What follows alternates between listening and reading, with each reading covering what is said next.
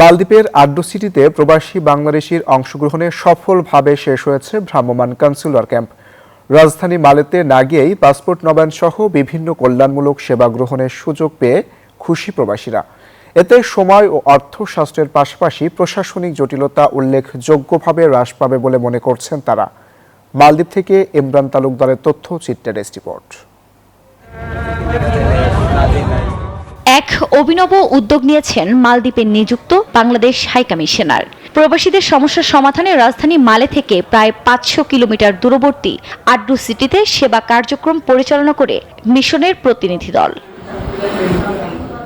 2 দিন ব্যাপী এই কর্মসূচিতে নতুন পাসপোর্টের আবেদন গ্রহণ, ওয়েস আনার্স কল্যাণ বোর্ডের সদস্য কার্ড বিতরণ সহ বিভিন্ন কনসুলার সেবা প্রদান করা হয়।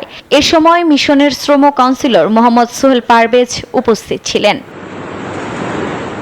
দলটি প্রবাসী বাংলাদেশিদের প্রায় 100টি পাসপোর্ট সংক্রান্ত সেবা প্রদান করে। এ সময় হাইকমিশনার বৈধ ব্যাংকিং চ্যানেলে রেমিটেন্স প্রেরণ সহ অবৈধ দালাল চক্রের প্রলোভন থেকে বিরত থাকতে প্রবাসীদের আহ্বান জানান। রাজধানীতে না গিয়ে পাসপোর্ট সহ নানা জটিলতার সহজেই সমাধান হয় খুশি প্রবাসীরা।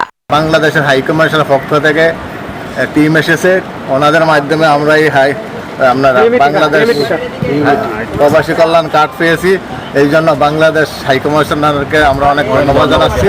হাইকমিশনে হাতে চাইছে, আমরা ইজিভাবে পাসপোর্ট করতে পারছি, মালে যান লাগতেছে না, এখানে আমরা পাসপোর্ট করতে পারছি।